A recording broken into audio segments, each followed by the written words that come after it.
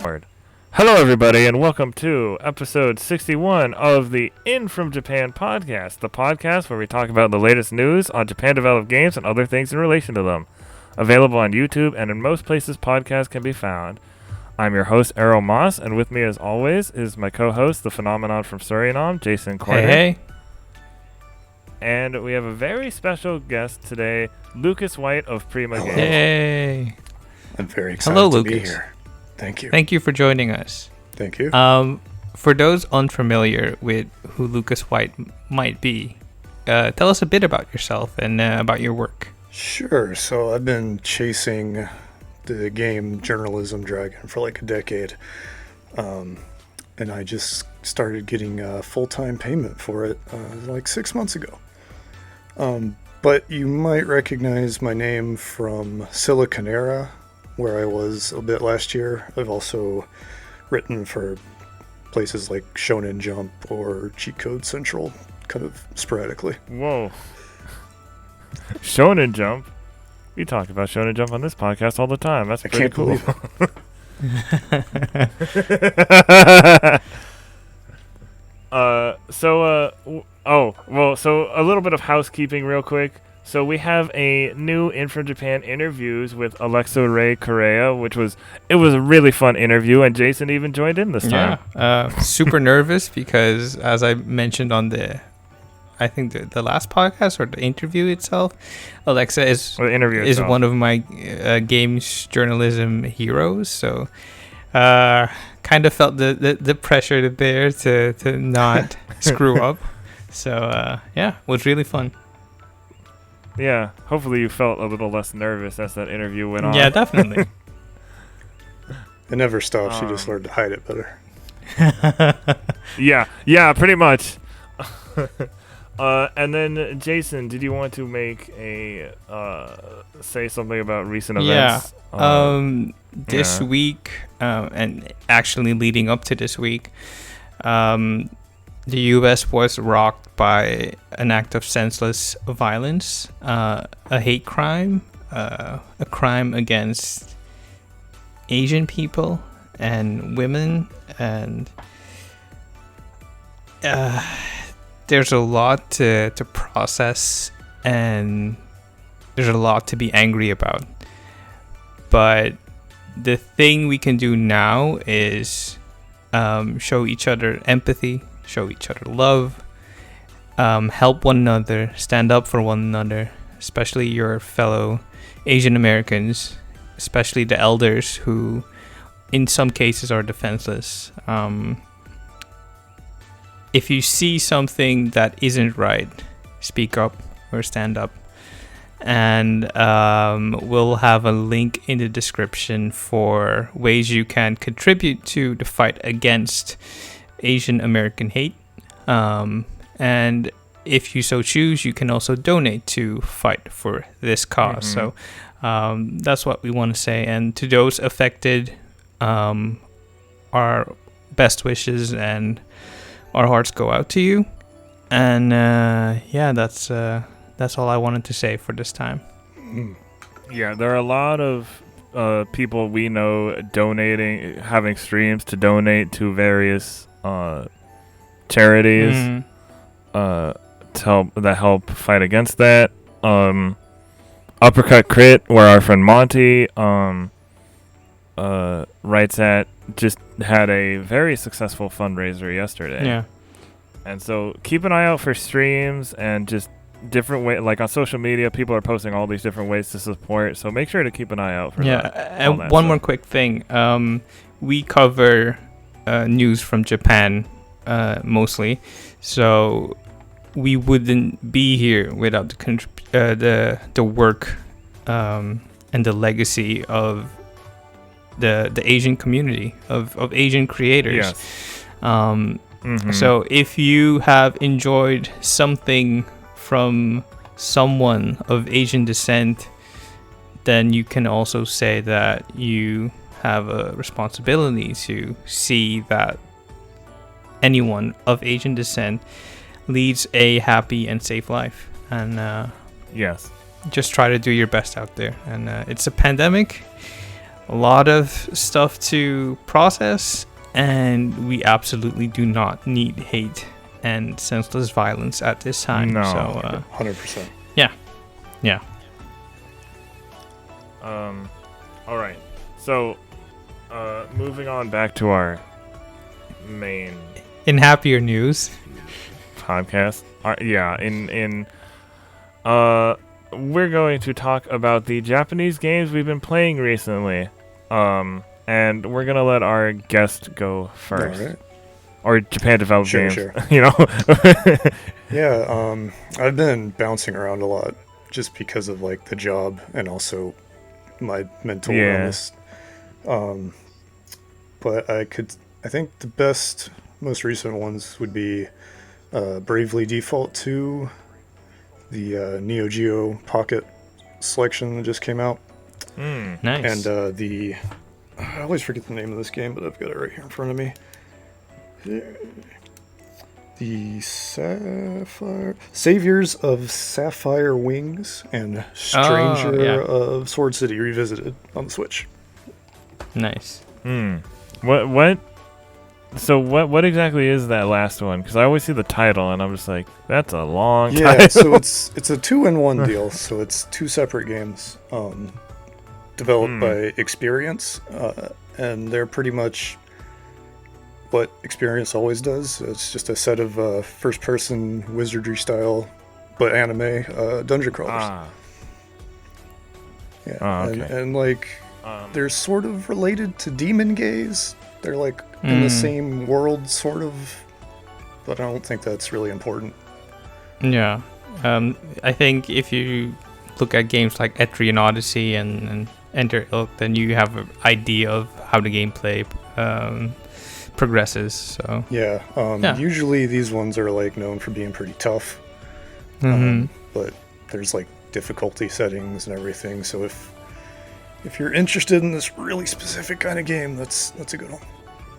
How are you liking it so far? It's weird. I am liking the bonus game more than the main game a lot. I mean, they're both really similar. They even share like character portraits and stuff, but the premise is a lot more interesting in Sword City. It's sort of like a alternate dimension that like sucks in normies from Earth and turns them into like superheroes.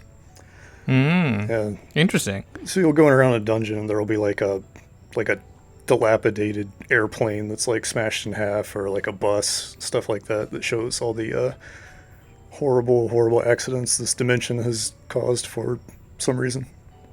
Okay. Yeah. Kind of reminds me of the Shin Megami games, or the most recent ones. Yeah, it's By that description. Yeah. it's a little less macabre, but yeah. How about how's that Neo Geo Pocket Color collection? Because we've been covering like the announcement of that a little bit, and neither of us have played it. We were wondering, Sure. how it is. At least I was. Have either of you played any of the like individual ones that have been coming out? No, but I I haven't. have played Neo Geo Pocket games way back in the past. Okay, so sure. I have some familiarity with it. So this is a collection of 10 Neo Geo Pocket games, most of them color, but a couple earlier ones. And they had released about 6 of them individually over the past year-ish. This one is just, it throws them all together for $40, and I believe a physical release is on the books, so that's kind of cool. But it's basically just a really nice like emulator wrapper for all these games.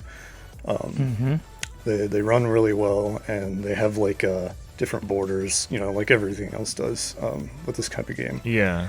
It has a couple of like really interesting bonuses though. Like one of the borders is just like a Neo Geo Pocket color that like fits in the screen of your Switch, and you can like sift through all the different like colors and stuff. And then also the buttons are functional, touch based for no reason whatsoever other than to be fun and silly. So you could kind of hold it vertically and play it as a sort of makeshift Neo Geo. Yeah, basically. Okay. A Neo Geo barely fits in your pocket. Exactly. And you can like zoom in on it and all this stuff, but it's just like they've done so many weird things. You can also do local multiplayer by holding the Switch in Tate mode. One person on one side of it, and the other person on the other, and it like functions because there's only a couple buttons. I'm so scared that it might break if I play multiplayer like that. Yeah, no, that's a really cool idea, but you can't do that with fighting games. That's dangerous. Yeah. So, is the whole collection like all fighting games? Because I know that's what Neo Geo Pocket was kind of known for, right? Sure. So, it is mostly fighting games. You've also got an action RPG, which I'm looking forward to digging into. You've got 2 Metal Slug games, and there's a golf game as well. So there's pretty solid variety considering like the pool they have to draw from is not very large. Yeah, because when I think about like fighting games on handheld platforms, like pre PSP, it's like not Right. great, you know? Yeah, the Neo Geo though, they had a really good reputation. Yeah, that was kind Exactly. of The hardware had like this clicky joystick that not many people had one, but the people that do tend to kind of speak really highly of it. Yeah, it felt really good to control. Yeah. And then one other thing that I think is really cool about this and really like justifies it as a set, it includes like really high resolution 3D models of all the game cartridges and the boxes. And you can actually like rotate this model of the box around and like read the text and like open it and look at the inside. And I've never seen anything like that before in a collection like this. Well, that's kind of neat, like celebrating the history of exactly. something we don't have anymore like that. Yeah. Right. And it's like, because it's so high resolution, you can kind of look at all the different like brandings and like screenshot captions and stuff as if you were holding it. It's like, it sounds weird, but like if you're interested in that kind of thing, like game preservation, yeah, it's a nice touch. All right. So I guess I'll go next. I'm still taking that break from Persona 5 Strikers since I just haven't been playing that many games in general. Is there a reason why? I might be a little. Did you? I might be experience a little bit of burnout, but 2, I'm kind of waiting for. I don't want to like play anything too much before Rise comes out because I know I'm gonna play like that a ton. But I've been doing a little Monster Hunter practice to prepare for it. So I went back to Generations Ultimate to do a couple quests. And I was like, oh my god, I need these quality of life improvements right now. It's interesting you didn't go back to Monster Hunter World. Yeah. So I thought about it, and I was going to, but I'm like, yeah, but Generations Ultimate is on Switch, and I'm going to be playing on Switch. Oh, kind of build up that muscle memory. Like, yeah. And then the Rise demo, I've been like practicing with just the beginner quest a little bit, just to get used to everything. I did try hunting the Magnamalo real quick, but after I got like killed super fast or carded super fast, I was like, yeah, I'm gonna work my way. We'll work our way up to that. What does training or practicing in Monster Hunter mean to you? What's that entail? Oh, I'm just doing quests, like, cause I already finished. Because Generations Ultimate, so I had the original Generations on 3DS. So just like, Generations Ultimate is just like, you know, just replaying the game a little bit. And then the Rise demo, you know, just kind of, like I said, getting used to the controls. Because it doesn't control exactly the same as Generations. Or World, for that matter. So I figure if I get used to it now, then I can, like, quest might go a little easier once I actually get Rise. Right. I'm hoping. Playing the harder, older game is like a weighted cape that you're gonna throw off and make dust go everywhere when Rise comes out. The thing is, Generations Ultimate is, I find it a little easier in certain ways because, one, I already know like the armor sets I use and the weapons and all that, and two, you have these extra abilities for it's like a generation specific thing where you have these different hunter abilities you can use, and I use the what is that hunter art called? I think it's called Aerial something, and it lets you jump super, like do this double jump, so you could like hit a monster from the top, like, and maybe knock it over or mount it easier. I call in that game I call myself the Sky Hammer because Awesome. you're really role playing. My main hammer. And I mean, I didn't name my character that. I just it's like, yeah, the Sky Hammer. Or what was? Because you can have like little nickname. I forgot what my nickname actually was in the original Generations, but I think it was like Aerial Hammer or Storm Hammer or something like that. That's a cool feature. Because it's on your little like card that you can give to other players or send to other players. But I forgot what it was. But yeah, I'm hoping Rise has something like that because I like that. Okay, that's really cool. Thing. But yeah, otherwise I haven't been playing much. I do want to briefly talk about something I watched recently though. Go ahead. Because we have no J-list news.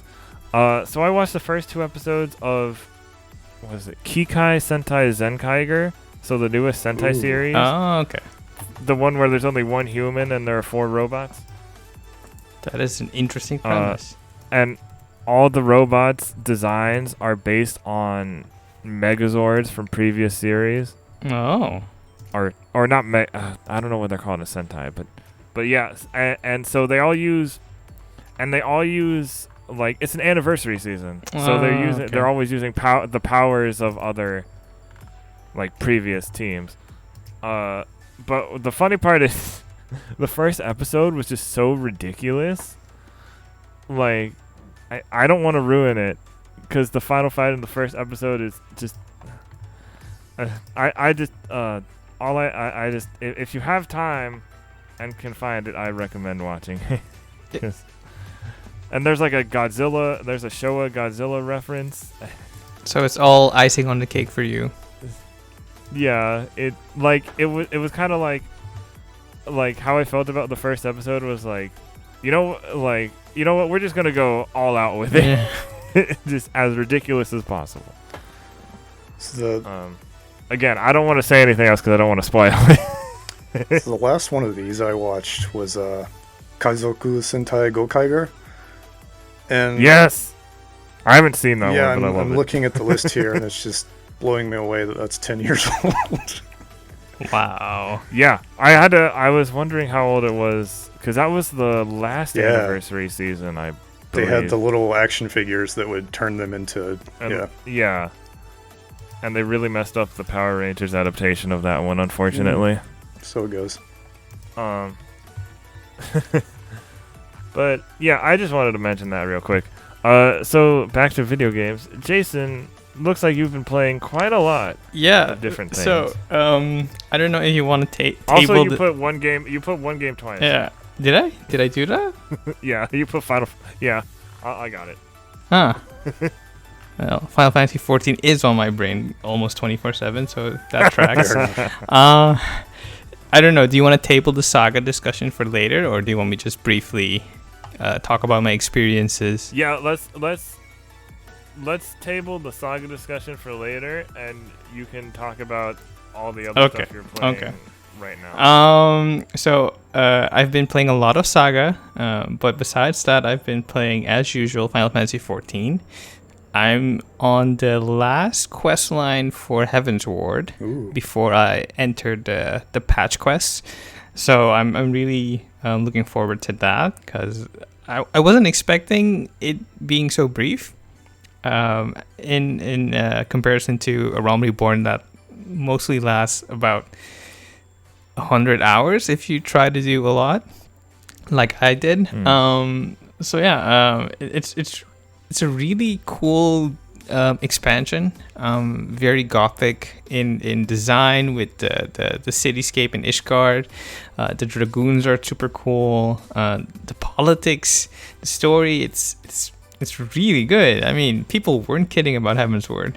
I mean, it really took a lot out of me to get to Heavensward, but now that I'm here, I'm really happy. So yeah, I did hear from a lot of people that it kind of slows down back in Stormblood, so kind of not looking forward to that again.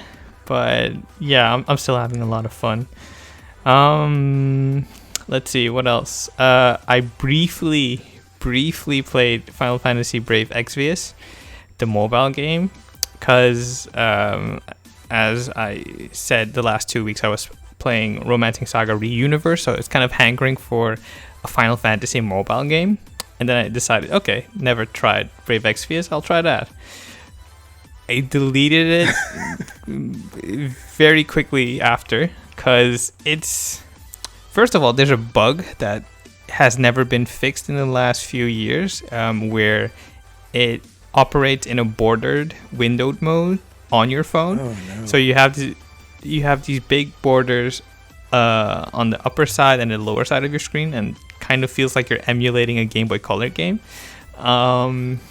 which is I mean, it's not the worst thing that happened, but it kind of annoyed me. The sprites are passable. They're not as good as the Romancing Saga sprites, I feel. And the gameplay is interesting. The battle system is very intuitive, and it feels at home on a phone. But then they bury you under all that gacha game crap, and then you're starting to get all the sweats and choice paralysis, because there's so much occupying your mind that you can't make a good decision, and you're just like, okay, where do I go from here? What is all this information, and why do I need it? So I quickly uninstalled the game after that. That is a hard game to get into. Yeah, yeah. So I mean, compared to Romancing Saga, I wasn't expecting that, because Romancing Saga feels like upper tier hard mode gaming on mobile, and then this happens. So yeah. And to round it out, I played 13 Sentinels Aegis Rim again.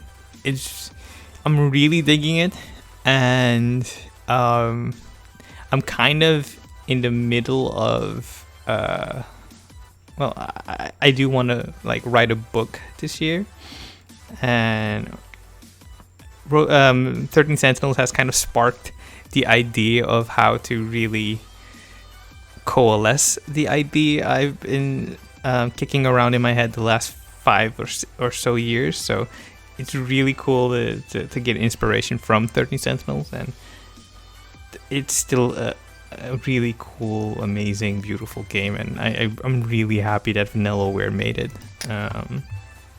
It's a really special game, and I hope a lot more people play it. That's awesome. It's been sitting in my list forever. I definitely want to get around to it. The only thing that could be off-putting is the fan service that is apparent, but it's not. It doesn't beat you over the head with fan service as, let's say, the middle of the road anime series does, but it is there. And if high schoolers piloting mechs in the nude upsets you, you might want to steer clear from this. But besides that, it's a very, very good title, I'd say. So yeah, that's what I've been playing, and we'll get to the SaGa games much later. A little later, yeah. So we have no J-list news this week, except I think some anime stuff has been announced, but I forgot what it was. There was some premiere date was announced recently, and I totally during forgot the Square Enix showcase, I heard they said that there was going to be a Tomb Raider anime series on Netflix. I didn't know. Yeah, I think that was announced a while ago. I did not know that was a thing. That's really cool. It was announced alongside the Skull Island one. Oh, okay. Forward to. But there was something for something more recent, but Demon Slayer movie coming out in theaters in April in the US, and then coming out digitally in June. Yes. Nice. Cannot wait. You should probably just wait until June. And I don't know if this is the right place to bring it up, but there was also the Scarlet Nexus anime announced. Oh yeah. We were gonna talk about that when the in the main news section. Yeah, but it's. But I don't mind you mentioning here. Yeah, it's irrelevant. Yeah. All right, so I'm just gonna go over the recommended content real quick. Content other than news from the past week listed out. Links in the description. We have Pokemon TCG's Battle Styles expansion strikes hard and fast by Graham Russell for Siliconera. And Jason, we were right a few weeks ago about the whole Pokemon card thing, because I've seen stories of these Pokemon cards are just selling out, and now like kids haven't been able to get them. It's like, come on, just stop. We've had our time. Yeah. Then we have which farming games are worth playing by Siliconera staff.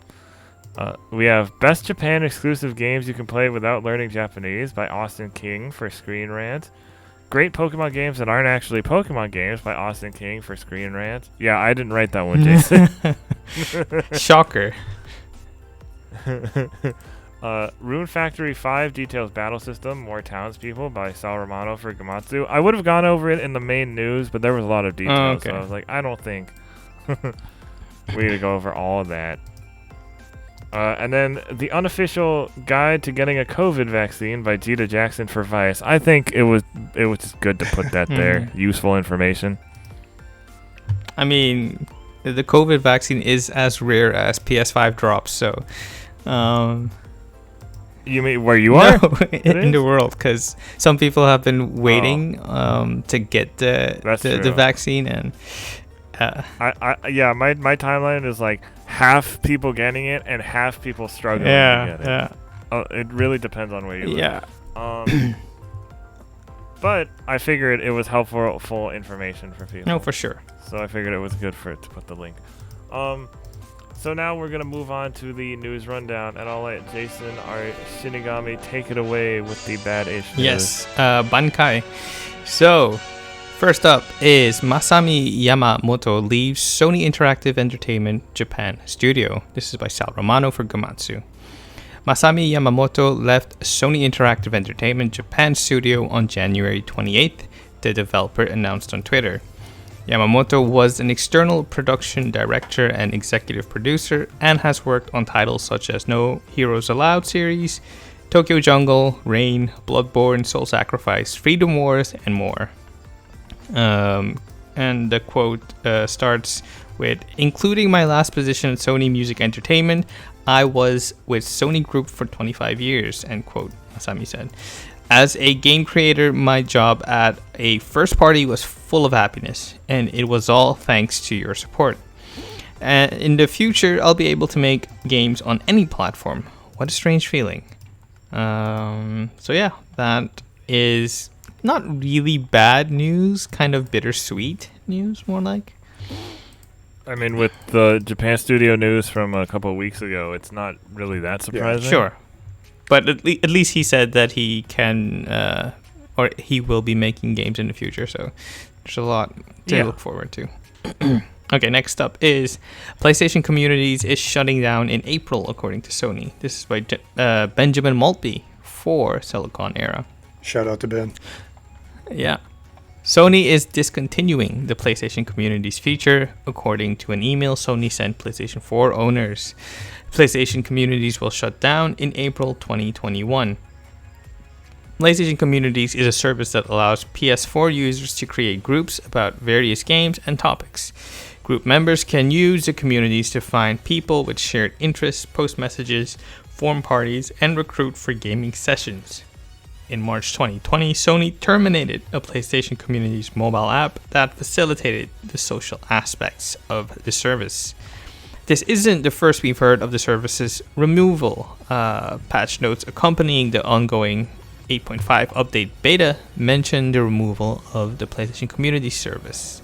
This could mean that the 8.5 update will release in April 2021, but it's worth noting that Sony can discontinue the service before an update rolls around to remove the feature from the PlayStation 4 UI. That's unfortunate, but kind of looking at the state of social media, maybe it's the best thing, but I totally forgot that was a feature. Yeah, most people did. Most people used it once and then never used it again. Yeah, it's probably that reason for discontinuing it. Like maybe it was just eating up too much server room for Sony, and they were thinking, okay, this doesn't make any good business sense, so we'll cut it. It's probably like related to they are taking the like on-demand video service down as well. It seems like they're just kind of like ditching everything that's not really like working. Yeah, cutting the fat more. Exactly. Yeah. Especially since like PS4 is going to get phased out eventually. Yeah. I'm dreading that moment because I still can't get a PS5. So Sony, help your boy out. It is not easy to get those. No, they were supposed to drop today on Amazon, and we've been waiting since, I want to say, 11 a.m. Eastern time. They did drop on Walmart today, they I did. think. And Target and Costco, but my credit card only works with Amazon, apparently, so Real. I'm stuck between a rock and a hard place, so, yeah. You'll probably, like, be able to get one pretty easily once, like, the stuff that people really want to play on it starts coming out, like in the next year, half a year. Yeah. Fingers crossed. Remember, they special. Don't you want to save your money for a special Final Fantasy 16 edition? That'll probably I mean, don't tempt me. I just might. You might end up having to do that anyway. Possible. Yeah. All right. Moving on to the other news. Yes. The good-ish news starts with Tango Gameworks is Xbox's first great step for a larger presence in Japan. Phil Spencer shares. This is by Nick Moreno from Rectify Gaming. It is no surprise ranking Microsoft to being one of the most prolific companies in the West in regards to the video game industry.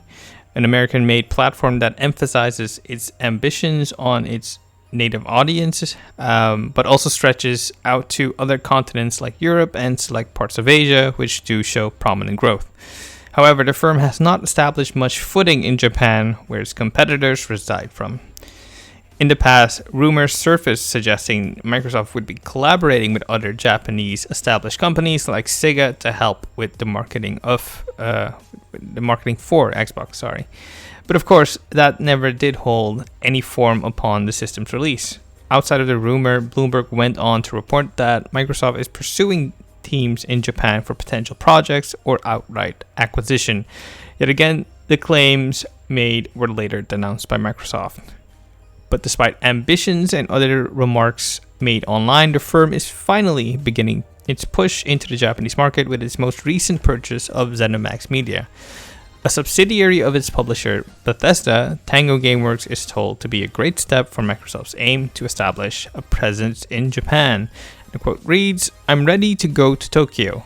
Yeah, I mean, go see Tango Gameworks, a studio that I have such respect for the history of the creations there. I've talked for a long time about a desire to have more of a first-party presence in Japan. This is a great step there." So I mean, just thinking about the map of where these teams are, and they just talk about all the games they're working on, but I can't wait to spend more time with the Tango team and get to know them. This is Phil Spencer, head of Xbox. So yeah, hopefully more, like It's RPG more. it's interesting.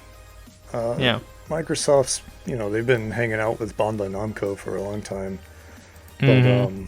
it's interesting that this is kind of happening at Yeah. the same time Sony is doing weird things with its own Japanese presence. Yeah. And, like, the state of video games in Japan is kind of turbulent at best right now. Yeah. So I'm just, like...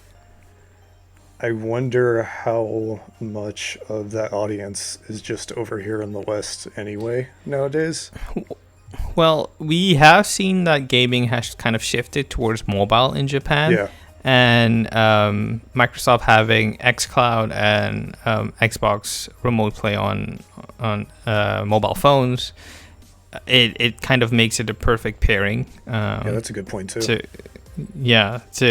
have that and a larger presence in Japan. So hopefully this is truly a first great step towards more collaboration. Yeah. Okay. Next up, the game that keeps baffling everyone, Balan Wonderworld Day 1 patch will address some demo issues. This is Baffling everyone. This is by Jenny Lada for Siliconera. When the Balan Wonderworld demo appeared, some people voiced some concerns. In particular, players pointed out camera and control issues. An update from producer Noriyoshi Fujimoto brought up the feedback and explained that while not everything could be addressed, some will. More specifically, the Balan Wonderworld Day 1 patch will take care of 3 problems that came up. Fujimoto first noted that some things can't be changed because of how far along Balan Wonderworld is. Those criticisms went into issues that can't be changed, but the camera, difficulty, and movement can all be tweaked for the full release. You can click on the article to read his full statement. I We'll see. I watched the latest trailer from today's showcase, and it didn't alleviate any of the worries I had, but it did lead me to think maybe this is not aimed for us hardcore gamers. Maybe this is aimed for the kids that will kind of be bargain hunting for the next platformer with colorful characters. Okay, but that doesn't excuse some of the quality issues. No, it doesn't excuse it, No. but I mean, it's there. I'm just so fascinated by this game because Listen, after The Quiet Man, nothing can surprise me anymore from Square Enix. I would get it, but because it comes out the same day as Monster Hunter Rise, so it wasn't gonna sell that well in the first place. I don't think. Okay, Even though different audiences. but- you buy Monster Hunter Rise, I'll buy Balan Wonderworld. Look, if you want to buy it, okay. I think Yuji Naka just has a lot of dirt on a lot of people over there. Yeah, must be. But he did say if this fails, this is his last game. So I was gonna say. I don't know what So, this means. I don't know. It could turn out to be a hidden gem and just a little rough around the edges. That is true. Who knows?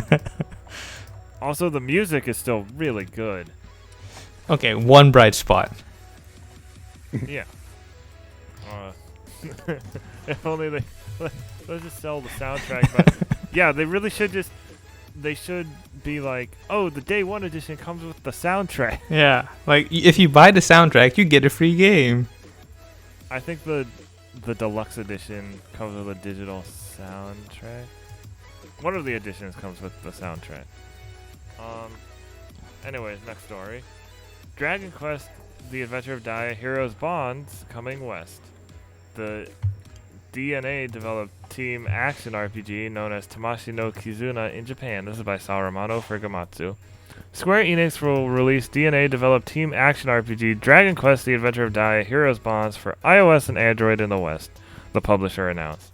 Pre-registration is available now for Android via Google Play. Dragon Quest: The Adventure of Dai Heroes Bonds was first announced in May 2020 in Japan, where it is known as Dragon Quest: The Adventure of Dai Tamashi no Kizuna and planned for release sometime in 2021. Square Enix will host an Android closed beta test for the West from April 7th to 15th. Registration is available now until April 4th. I will try to play this if my phone can run it. I mean, there's always BlueStacks. Give me Infinity Strash. I don't care. Infinity Strash, yes. Yes, I want Infinity Strash. I mean, Even though by the Jason doesn't like that name. by the rate everything Dragon Quest is going these days, you might be getting it soon. Oh yeah, I'm not doubting that's gonna hop over here pretty quick. Yeah. I just want more news on the new Dragon Quest monsters that's in development. Yeah, good luck with that. Yeah. I got nothing. The last we heard of it, like, Okay. apparently something bad happened. It was, yeah, they were struggling for some reason, and we don't know the specifics. So they probably had to, like, start from scratch or something like that. That's usually how that goes. Or like, Yeah. yeah. And the pandemic probably also didn't help. Yeah. Yeah, that's for sure.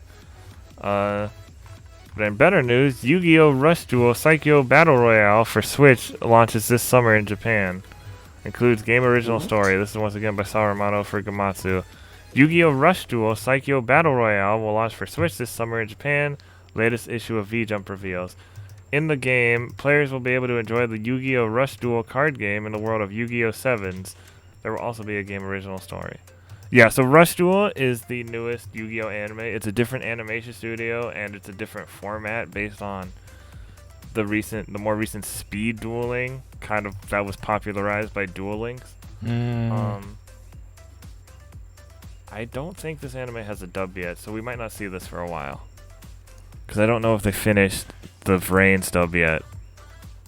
But I'm excited. I'm a big Yu-Gi-Oh! Fan. I'll try it out. That's really all I have to say about that, because that article didn't have much info. Yeah, when you were reading the title, I was just like, oh no, a Yu-Gi-Oh! Battle Royale. No, I don't know if it's that kind 100 of Yu-Gi-Oh! Players dropped on an island. Oh, that could be wonderfully play chaotic.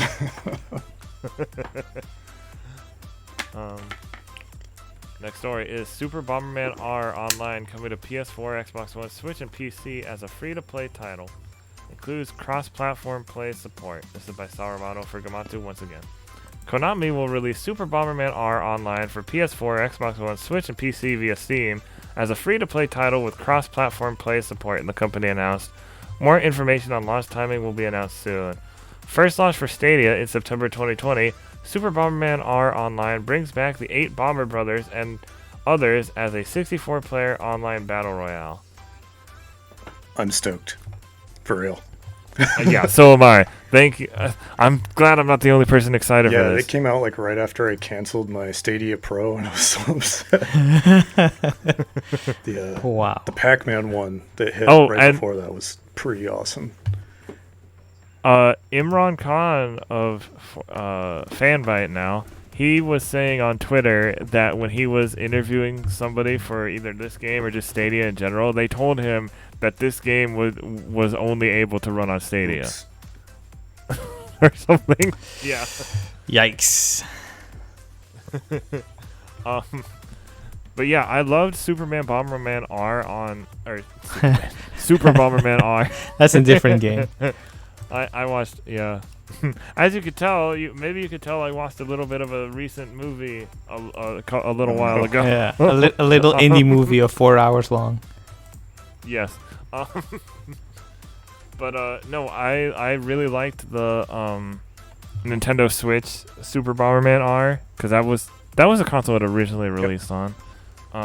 It was a launch title, and I think it was really it's definitely underrated and definitely overlooked by a lot of people. It's weird that it got written off the way it did. I mean, Super Bomberman is such a good series, and we haven't heard from it since, like, literally the Super Famicom, I think.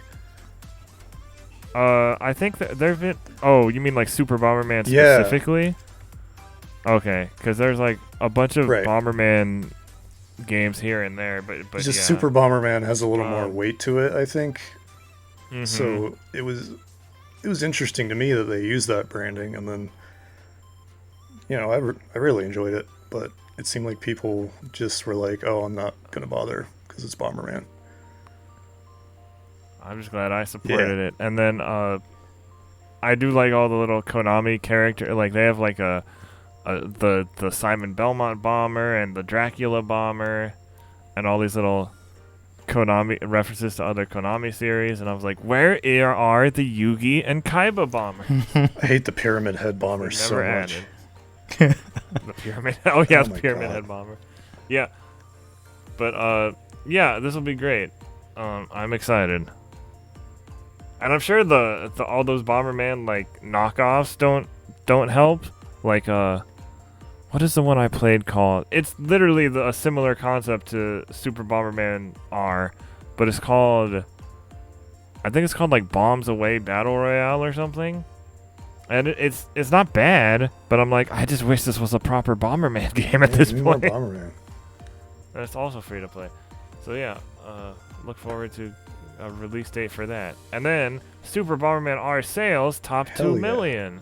New milestone achieved at 4 years after launch. This is by Sal Romano for Gamatsu once again. Total worldwide sales for Super Bomberman R have surpassed 2 million units, Konami announced. Super Bomberman R first launched for Switch in March 2017, followed by a PlayStation 4, Xbox One, and PC via Steam in June 2018. So, great.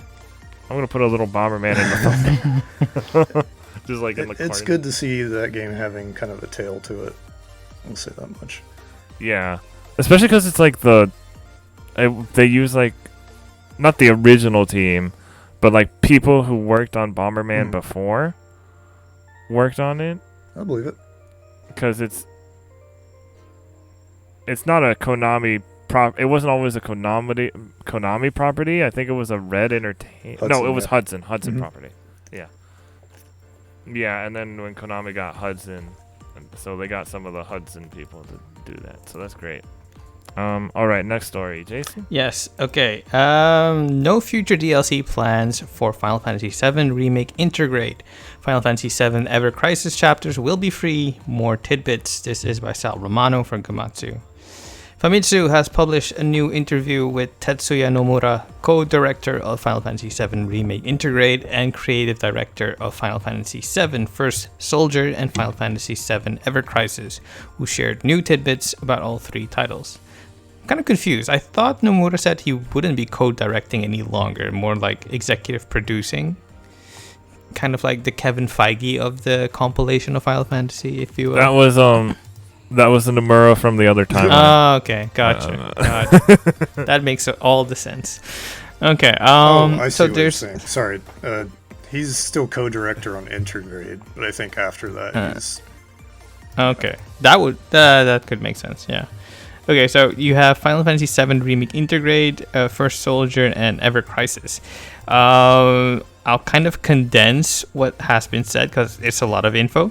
The Remake Integrate DLC focuses on Yuffie, and she's the only character. Sonon is kind of Chinese influenced character who is Yuffie's partner, and his design is meant to complement and kind of contrast Yuffie's. So yeah, there's that. There are materia and summons specifically for Yuffie, and yeah, it's as the title says, this is the only DLC that they're planning for the time being. So yeah, it still sucks that it's not coming to PS4 because me not getting a PS5 anytime soon leaves me stranded. But I digress. Okay, First Soldier. The concept behind First Soldier is that they are trying to get new players into the game, into the series, more like Final Fantasy VII, and they're trying to gun for the Battle Royale crowd. And what this, how this differentiates itself is that the game has kind of job classes. Something that the main Final Fantasy VII game doesn't have. So don't be surprised if you have white mages, dragoons, and monks running around a battle royale battlefield. But yeah, it could be a lot of fun. Who knows? It's a battle royale. there are a lot of those. But yeah. And Ever Crisis is going to be mostly free to play. The chapters will be free.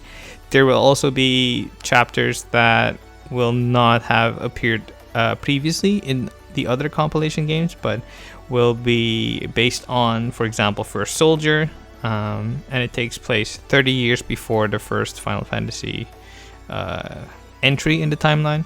And you'll see a lot of main players in their younger days, which can either be the best thing or the worst thing. I don't know. This is the usual stuff with prequels. And the only paid content would be loot boxes, where you'd get weapons and costume skins. Yeah, but that's about it. So a lot to look forward to if you're a Final Fantasy, and specifically a Final Fantasy VII fan. You will be well fed for the upcoming 2 years at the very least. So yeah, that's a lot of Final Fantasy news. Next up is PS5 Next Generation VR System Controller revealed. This is by Sal Romano for Gamatsu. Sony Interactive Entertainment has revealed the new controller for its recently announced next generation virtual reality system for PS5. And the quote starts with, "Our new virtual reality controller speaks to our mission of achieving a much deeper sense of presence and stronger feeling of immersion in virtual reality experiences," said Sony Interactive Entertainment Senior Vice President of Platform Planning and Management, that is a long title, Hideaki Nishino, in a PlayStation blog post. It will build upon the innovation we introduced with the DualSense wireless controller, which changed how games feel on PS5 by unlocking a new way to tap into the sense of touch. Now we're bringing that innovation to virtual reality gaming. You can click on the article for the full breakdown of the features and details. Kind of lets me think of the other VR controllers, like the Oculus and what's the other one? The Valve Index. Yeah. So it looks like it's going to be a very promising addition to the VR space. So we'll see how that packs out. Yeah, I was honestly surprised it's getting a unique controller. Yeah. I guess that's really only because the first VR was kind of slapped together. I mean, the Move controllers weren't specifically designed for VR, so I think this is like a good do-over for them. Absolutely, especially if they're like getting rid of cords on the headset as well. Yeah. We'll see how that turns out. I'm still not gonna get VR until they either have, and I always say this, either bring back House of the Dead, or give me Yu-Gi-Oh! VR. Official Yu-Gi-Oh! VR. That's when I'll be interested in VR. I don't know if you saw the recent Microsoft AR headset announcement, I think last week. I think that would be a lot more promising for Yu-Gi-Oh! Games. But no, but I've told you before. I mean, like, straight up, you go into Virtual Battle City, Yu-Gi-Oh! Game. Okay. Walk around, go to the shop and buy card packs, and you just want to Sword Art Online it. Yes. Well, no, not like that. Oh god, not like that. Yu-Gi-Oh! Isekai, which there were a few episodes like that in the original series. But yeah, it seems cool. We'll see how it. Maybe there might be something else that like really wows me. That'll be like, okay, now I'll get VR. But until that day, it'll be a while. Next is Phantasy Star Online 2 New Genesis Global Closed Beta Test announced. Second closed beta test for March 19th to 21 in Japan. Was it by Sal Romano for Gamatsu once again? SaGa will host a global closed beta test for Phantasy Star Online 2 New Genesis, the company announced. Test dates were not announced. Japan, on the other hand, will run a second closed beta test for PC from March 19th to the 21st. Get the details below, including new enemies, exploration sections, character creation elements, equipment, and weapons. I'm not gonna. Oh, they're just pictures.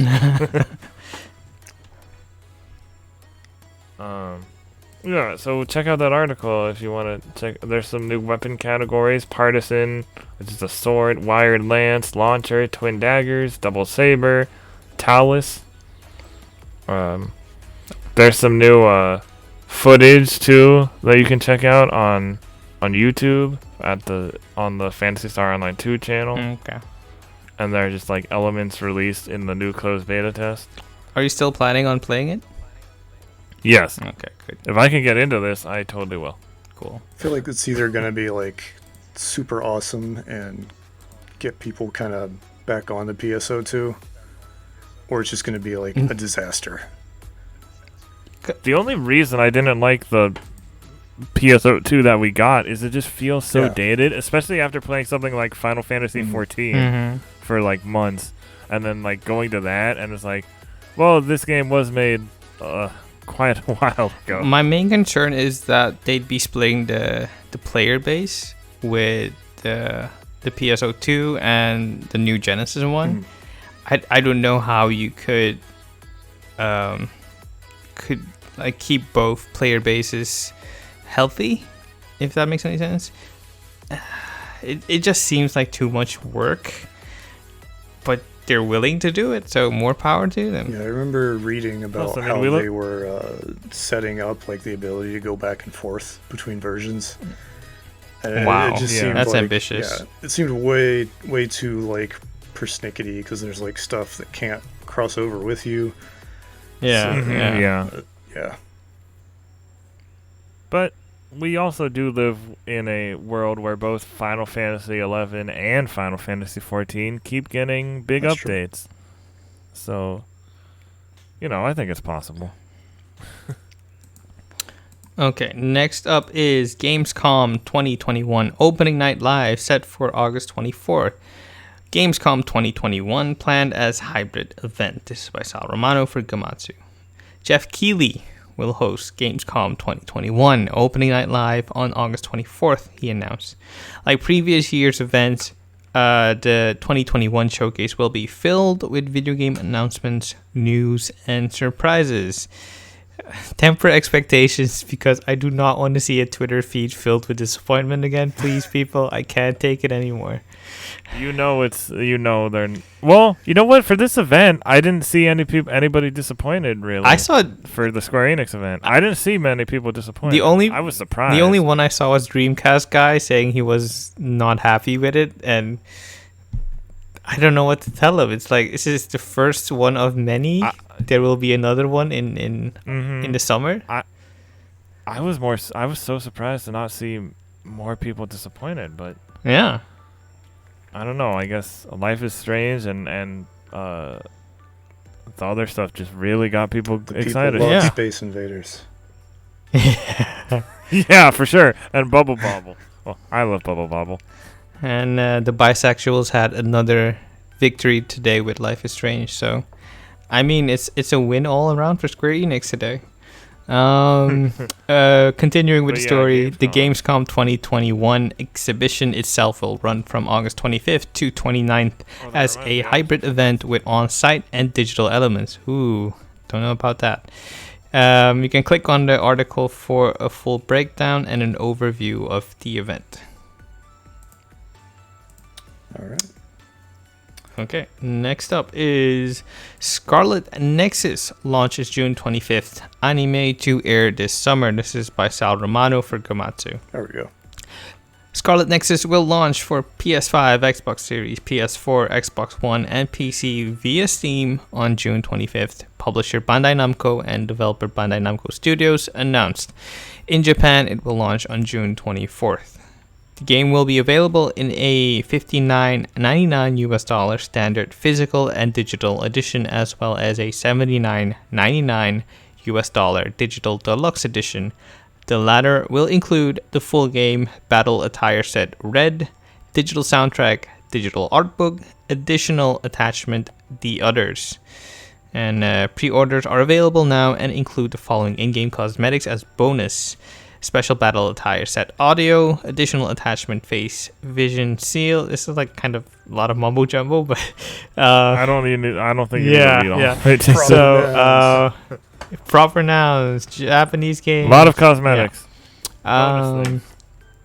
The bigger news, or one of the bigger news next to this, is Bandai Namco also announced that Sunrise will produce a Scarlet Nexus anime series set to air this summer. Here is an overview for the story and characters via its official website.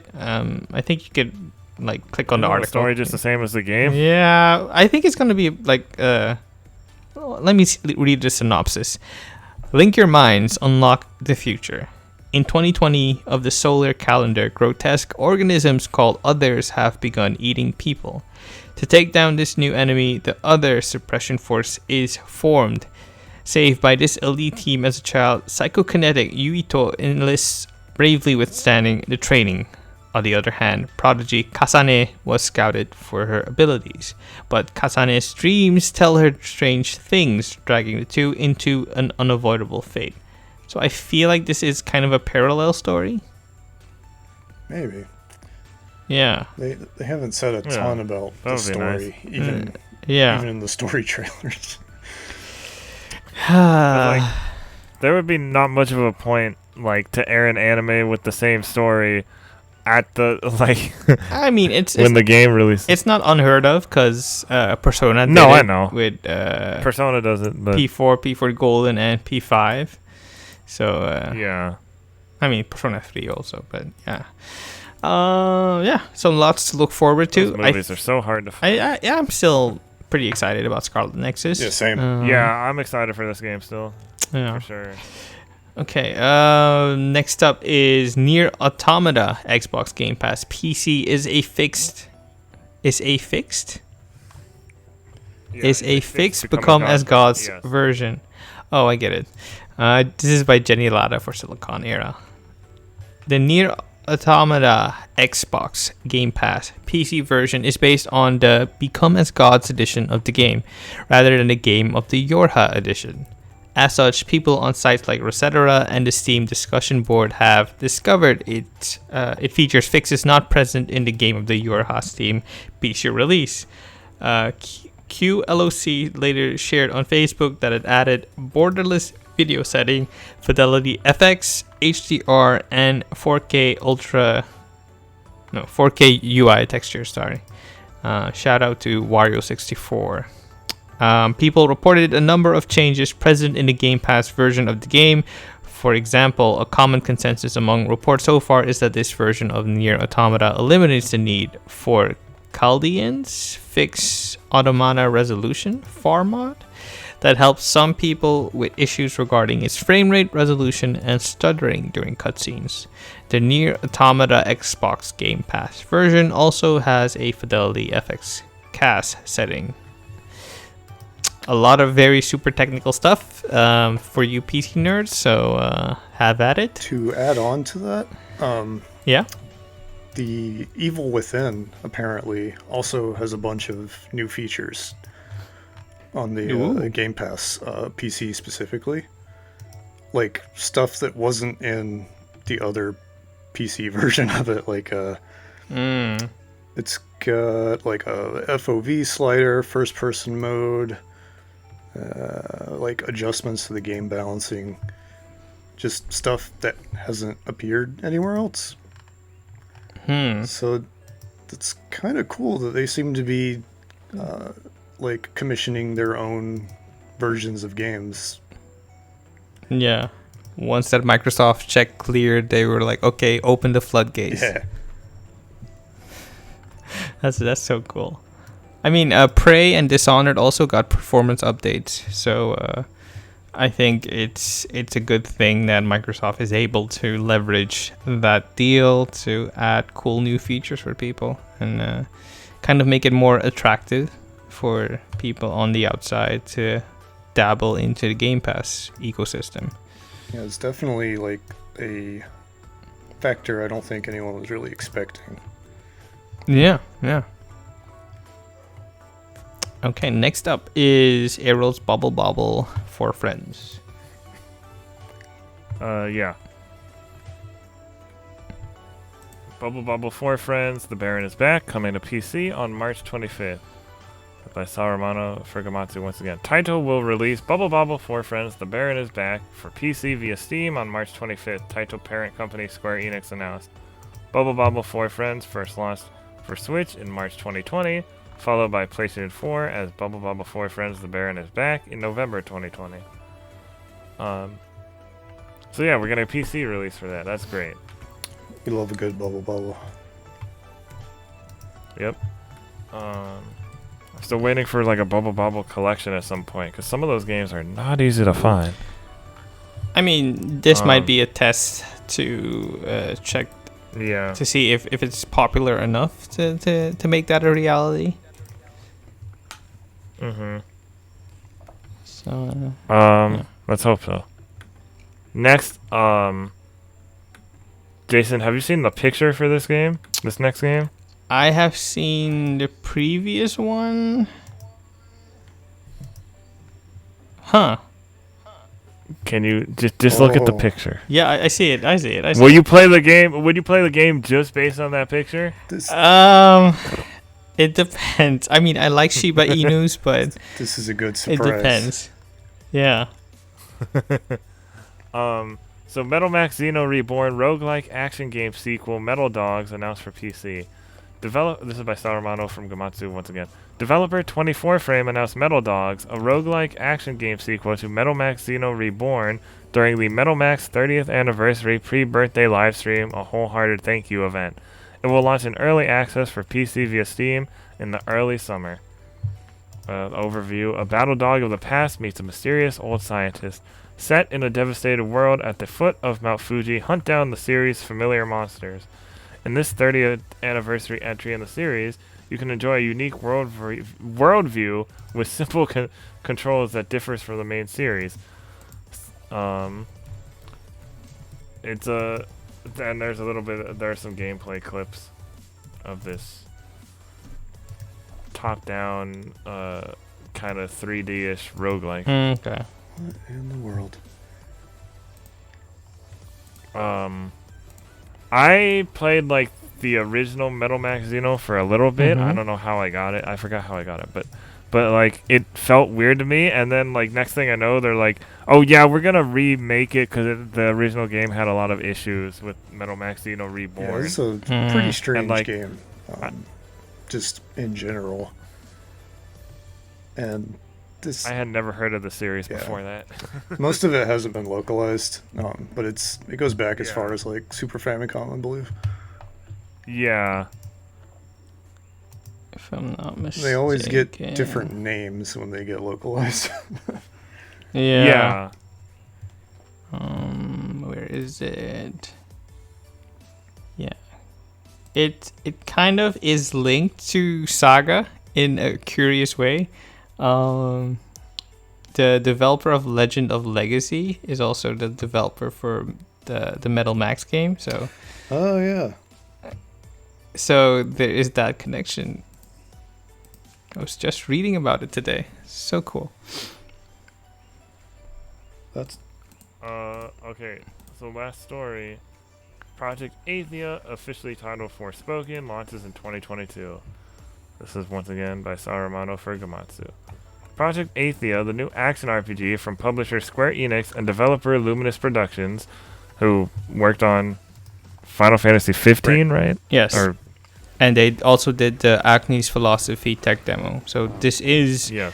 This may be the full realization of that. Yeah. It's officially titled Forspoken and will launch for PlayStation 5 and PC in 2022, the company has announced.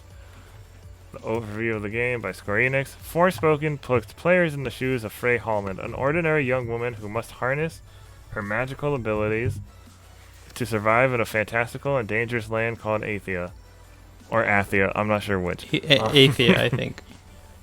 Frey takes center stage in Forspoken, exploring an unknown world and facing treacherous trials to unravel the mystery behind Athia. Key features. Designed for the PlayStation 5 system. Forspoken will harness the full power of the console and demonstrate Luminous Productions' philosophy to provide a gaming experience like never before, fusing together the latest technology with creativity. developed simultaneously for PlayStation 5 and PC.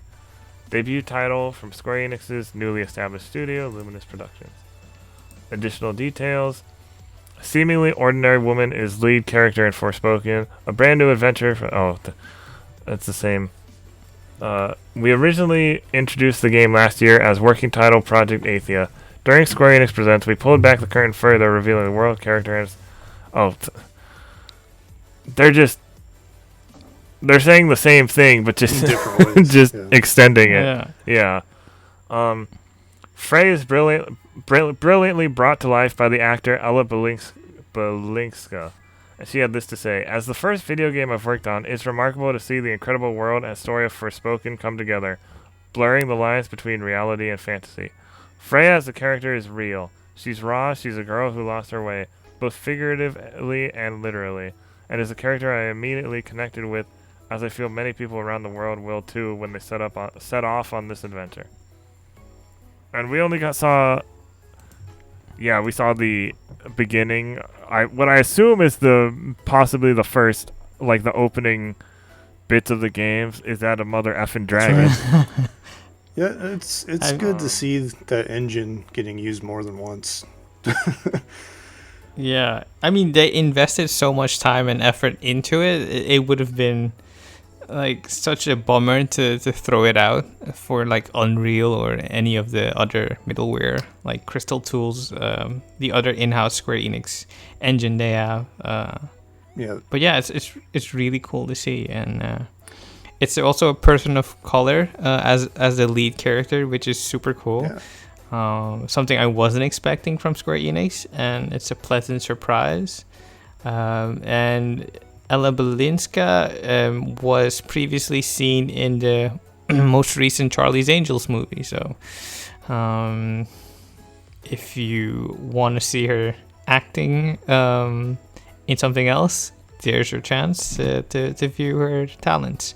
But yeah, I'm really looking forward to this. It looks really wild, and it kind of has this energy about it, and I can't really properly explain it, but it really looks super cool. Yeah, I can really like see the sort of DNA from Final Fantasy 15. Yeah. Just like the way the game is kind of moving, even though it looks a lot faster, but yeah, you can. It's just neat to see that engine and like sort of really be able to pick out like what made it unique just from a video. Yeah, and Final Fantasy 15 was also such a benchmark for what Square Enix was able to pull off, and especially the Windows version of that, fully unlocked with resolution and frame rate, and it's really a beautiful engine, and yeah, it's cool that they're reusing it. Yeah, I'm super excited for this. We didn't see that much of the gameplay, just a little bit of the traversal, but still pretty cool. Yeah. So next we're gonna talk about the SaGa JRPG series a little bit, since Lucas has written about that many a time. many with the series. The SaGa evangelical, if you will. We talk about it every so often. Yeah. However, my one question before we get into it is, sometimes when I look at Romancing SaGa, like the logo for the title, it looks like it says Romancing Salsa. That is all. Oh man. Okay, so can you give us like a brief overview of what SaGa is and your experiences? Yeah. Okay, sure. SaGa is like Square Enix's like cult series in a way. At least kind of the way it's viewed over here in the West. It's fairly popular over in Japan, but basically my understanding is that Akitoshi Kawazu was he like designed the battle system for Final Fantasy II. And after that, he basically got to go off and make his own thing.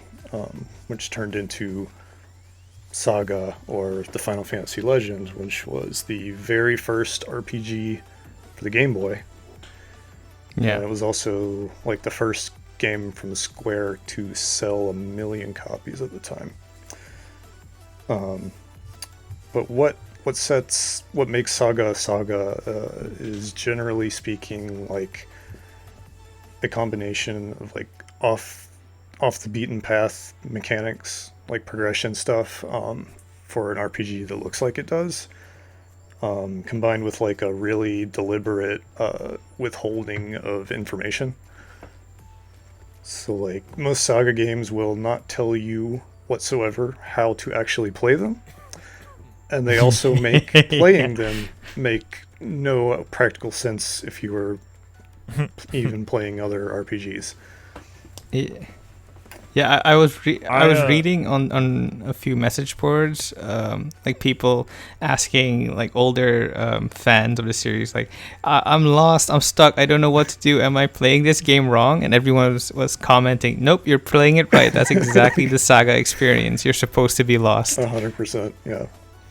And especially the older ones, you know, you have to fit so much text into a Game Boy game, and bringing that to English is just so hard to decipher without a guide. Mm-hmm. But there's just like something about it that has really hooked me. Yeah. I was reading a few articles, like including yours. Eurogamer has a great interview with Akitoshi Kawazu, and US Gamer has a lot of features and interviews with Akitoshi Kawazu, and it's such a unique perspective on game design. It's like if Hidetake Miyazaki ever desired to make an RPG, this would kind of be it, like a full-on RPG. And I also read somewhere that they gave Kawazu the SaGa series so that he wouldn't turn the main Final Fantasy series into SaGa. And like, I mean, it's fair enough. What I really love about his design philosophy is that he brings it back to the source of role-playing games, which is Dungeons and Dragons, like that tabletop RPG heritage, where you have to think about every move you make. It's not about grinding out levels. It's not about not specifically about getting the most powerful gear, but he wants to challenge you to think, and he'd rather have you give up after it being too difficult than it being too easy and you being bored with the game, which I really respect as a philosophy. Yeah, like when you actually kind of figure out a SaGa game and really dig into it, like the way it works is always pretty logical. It's really just like the fact that they really work differently than most other games like it, and doesn't really tell you, that I think makes it off-putting. But like, that's also kind of changed over the years a little bit. But for the most part, I think once you kind of get into the groove of a SaGa, you can kind of know what to expect, and also even kind of understand anything new a little easier. Yeah. I played, excuse me, like I read your article about the newest few games. Like I think it was your interview with the development staff, and they discussed Romancing Saga Reuniverse. And I heard from Erroll we'd have you on as a guest, so I was like, okay, where am I going to start with my research? And I was like, okay, I don't really feel like spending a lot of money on an older game, which I might not like given the history and legacy. So I'll start with the mobile game. And I was floored by the music, by the sprites, by the beautiful artwork, which was done by, let me see, Tomomi Kobayashi. And she's done the art for, I think, every SaGa entry. And just the combination of everything was so striking and so beautiful, and it didn't feel like a mobile game per se. It really feels like a tiny RPG in the palm of your hands, and it also has its difficulty because you can't just steamroll through bosses. You can't grind levels and then expect to steamroll through the bosses. No, you have to think about your formation, about which characters are you going to choose, how are you going to equip them, and it really does have a certain amount of challenge, and it makes the gameplay very satisfying. And I'm enjoying my time with it, and I really took a lot of positive experiences from that, and that sparked me onto Romancing Saga 3, because I heard Romancing Saga 2 was a bit too esoteric, and Romancing Saga 3 might be the better start for a newbie like me. I tried that, and I also tried SaGa Scarlet Grace's Ambitions, and they're very, I don't know how to explain it. They're so different. They're not. I mean, we complain a lot about RPGs being a bit stale and fan servicey and not challenging enough, and people are constantly saying we want the old grindy turn-based battles back. And I'm like, yo, these games are right here. Yeah, exactly. And they are not afraid to kick your ass and sit on you and spit on you and like leave you blindfolded in a maze, and it's like these games are like gleefully difficult, and it's so it's so fun going through them and figuring out what to do. I played Romancing Saga 3 first, and the beginning area I picked Ellen, by the way, because Ellen from Romancing Saga Reuniverse had kind of a very striking art, and that really resonated with me. So I'm like, okay, I'll pick Ellen. So I'm with Ellen. I'm in the first area, and you go to the Vampire Lord's castle. So me being a seasoned JRPG veteran, I'm like, okay, I'm gonna explore this area, and it absolutely kicked my ass. And if you go back to the SaGa philosophy of, okay, no, think about where you are and think about what you're going to do. If this was real life and you were in a Vampire Lord's castle, you wouldn't go exploring. The first instinct would be, I want to get out of here. And as soon as I realized that, I figured out how to progress further, because I was grinding in the dungeon for a good like 5 hours, and I fought an enemy that was like, I was doing like 50 damage, and he kept healing himself with like 150 life points, and I'm like, how am I supposed to do this? And after like figuring out what I was supposed to do, I kind of went on this journey through SaGa, and it's so great.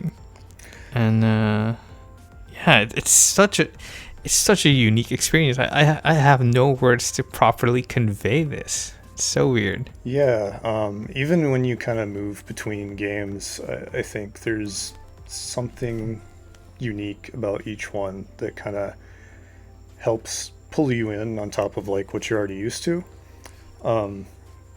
You mentioned SaGa 2, Romancing Saga 2. That's one of the early ones I've played, and just like the amount of stuff that happens in that game that you just can't predict is super interesting. Like there's like the stories of the little individual events will change based on what you do, and it can be like totally inane stuff. Like there's a quest where like if you go back to the world map at the wrong time, it like changes significantly.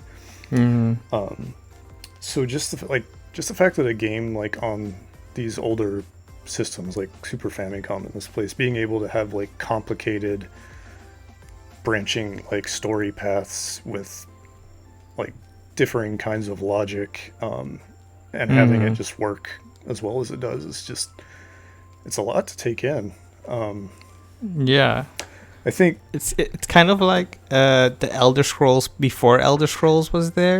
Yeah, that like tabletop angle sort of translating to like having to seek out information yourself, and also getting stronger by focusing on like specific things, whether it's like just your stats going up just from fighting, like choosing your moves like in Final Fantasy II. Then you go to like Re-Universe or Scarlet Grace, and those are more focused on like learning new skills. But you only learn new skills by experimenting with all the other ones you have, and being tenacious and just like getting in there and getting your ass kicked and then trying more. Yeah. So we only have a couple minutes left, but before we go, I did want to ask about some of the older SaGa games that were re-released. What was that, in December? Yeah, so I read your article about the SaGa, the Final Fantasy Legend collection that came out for Switch, and it was interesting to me that it had like a system where like stats go up at random. Yeah, so each one is different. So if you go back to Final Fantasy II, the thing that kind of makes it controversial is that your stats only go up based on stuff that happens in battle. So like, you have to equip the weapon you want to use to get it stronger, or casting spells that'll make the fire stronger. And there were some ways where it didn't really work. Like, for example, defense was really hard to pump up.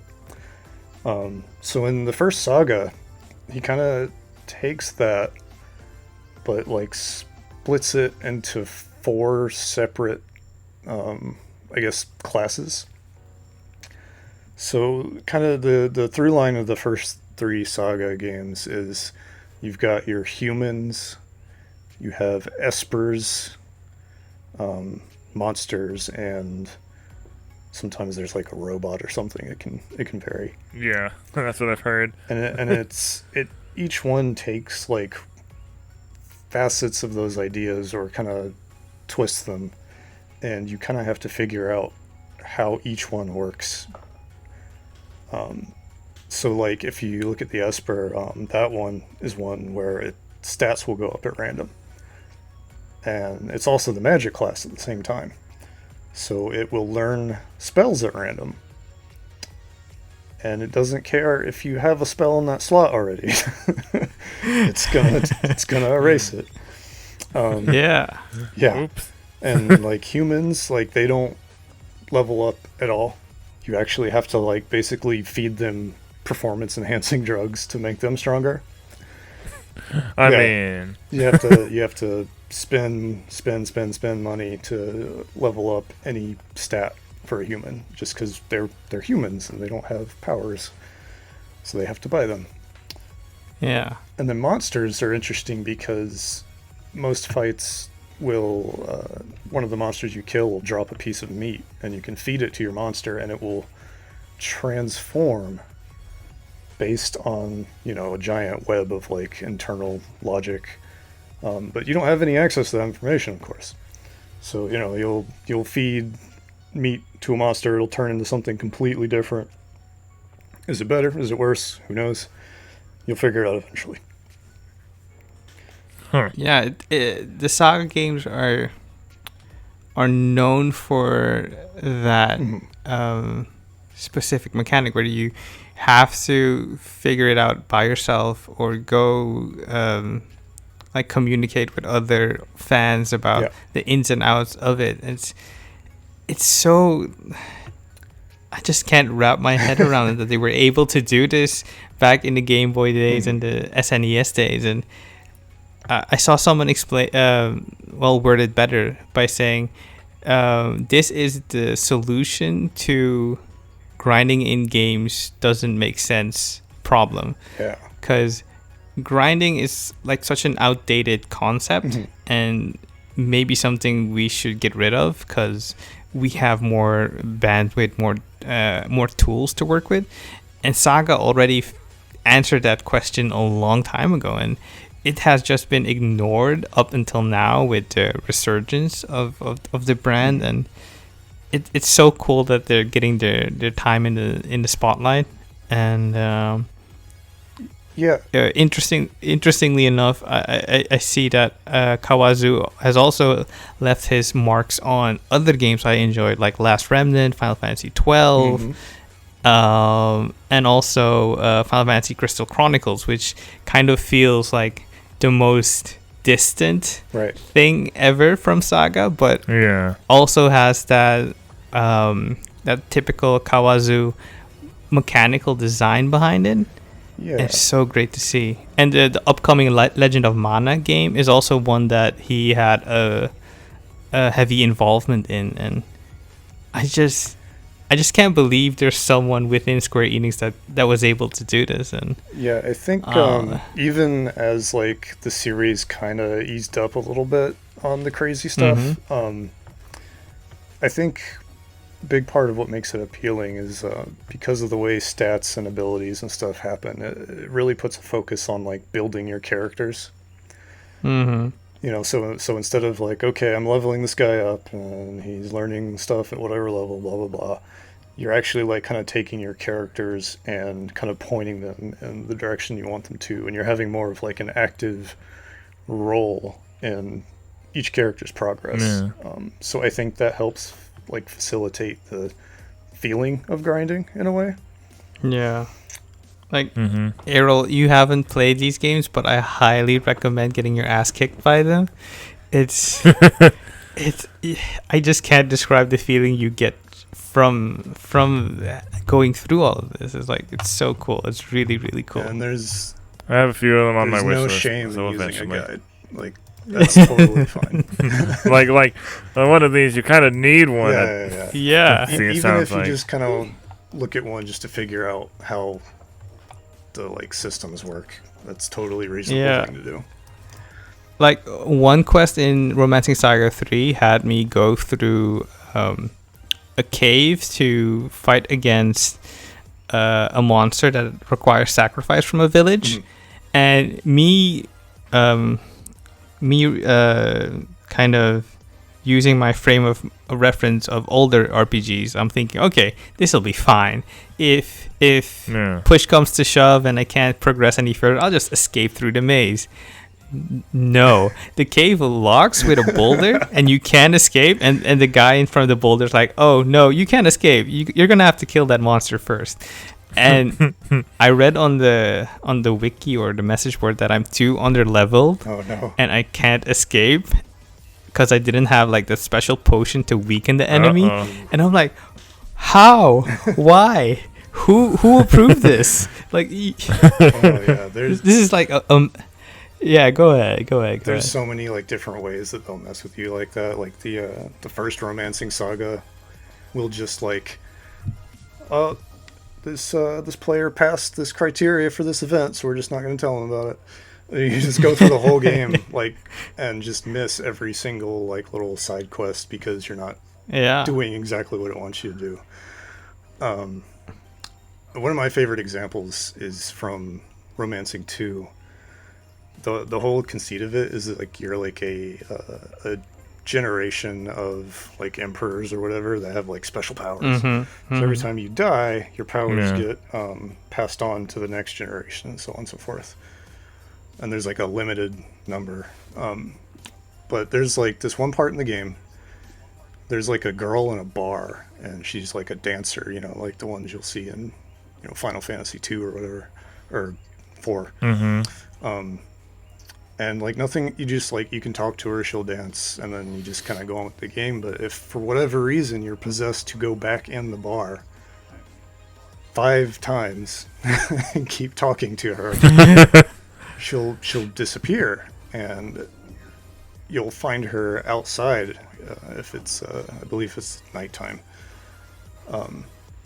And she like tells you she's a mermaid basically, and that she's been like posing as a dancer and etc., etc., etc., and then you can go visit her in the ocean. But you can't breathe, so there's like another little bit of the quest where you can go and figure out like how to breathe underwater. Mm-hmm. So you go. What? Which Saga is this? Saga 2. Yeah. Oh, okay. And if you go down into the water and you can just hang out, you can leave if you want. But if you keep talking to her, your character will just like abdicate the throne right there and then stay with the mermaid. Dang. And they'll just push you past to the next thing as if you died. And it's just like, you would never know to do something like that. But it's all like built in. Yeah. Just to tell an interesting little story and to mess with you. This is such a wild franchise, and I think if I started with this as my first RPG instead of like Tales of Symphonia or the Final Fantasy series, my outlook on what RPGs should be and could be would be vastly different. Yeah, it's a shame that they're not more popular, but like, to be fair, the Game Boy ones are pretty like mean. So I can see how people will bounce off of it pretty quickly, but it's really, really rewarding to just pick one and, you know, grab a guide, don't feel bad, and then just like kind of dedicate some time to it and like kind of figure out how it works and then decide what you think about it. Yeah, I mean, if I could recommend a place to start, it'd be either Romancing Saga 2 or 3. Scarlet Graces kind of has this caveat that even if you're playing on easy mode, the easy battles will kick your ass. Yeah. And I'm like, whoa, this is like Galaxy Brain game design. That one's hard, even compared to the other ones. Yeah. So cool. The remakes of Romancing Saga 2, I'm not sure if it's in 3, but it has a thing where you can do a new game plus of sorts whenever you want. Yeah. So like, you know, you're going through the generations in 2, if you feel like you've messed up too much because the lineage eventually runs out and you have to fight the final boss, you can do a new game plus and keep like 90% of your progress and like making spells stronger or getting skills for certain weapons, but it'll just start the game entirely over. Yeah. So it's like you can give yourself like a bunch of boosts if you're struggling. Yeah, I did that with Romancing Saga 3 because I messed up in the Vampire Lord's Castle I mentioned, I got stuck between two high-level enemies because the sprites were locked in a certain movement position and they weren't getting outside of their designated zone. So I was cycling between those two, and my only option was either to fight them and die or flee. But fleeing also helps the level scaling, and so you just continuously fighting tougher enemies with no other outcome. And I'm like, okay, I'll just start a new game, I guess. It's so cool, really cool. Definitely. It's awesome that you kind of decided to try it and fell into it. It's something like, it took me a while to get into it as well, but once I did, it's just like it hasn't stopped. I think we're going to call it there, unless either of you have anything else to add. No, the only thing I'd like to say, if you're interested in a saga type game, but maybe a bit easier on difficulty, you could try Octopath Traveler. It eliminates a lot of the kind of having to figure out how to progress, but it kind of shares a lot of similar DNA with the Romancing Saga games. So maybe that's one you want to start with. And there's also Legend of Legacy and the Alliance Alive, which was made by a lot of the same development team or like ex-development team members. Yeah. Yeah. Alliance Alive is really good. I was actually gonna recommend that. Okay, cool. It kind of does both a little bit. Like it's got the like fighting to get stats and like new skills, but it's not as like hardcore about it. And it's got like a really interesting story and characters, and it's a little more like modern feeling than Legend of Legacy, which is a lot more like, oh, this is basically just a SaGa game. But, yeah. Yeah, so you know, either of those are definitely good starts to places to try. And oh yeah, that's right. For our listeners, Lucas, where can people follow you on like social media and Sure. such? I'm on Twitter at Hokuto no Lucas because I like Fist in the North Star. And you can read my words at primagames.com. Okay. All right. Thank you so much for joining us. Yes. Thank you so much for geeking No out problem. with me about the SaGa games. It was a pleasure. And for Erroll, for me, thank you for listening. Stay safe out there. Be kind to one another. Stay safe. Wear a mask. Yeah. Encourage empathy. Wash your hands. Have empathy. Wash your hands. And That's we'll always see fine. you next time. Goodbye. Yep. Matane. All right.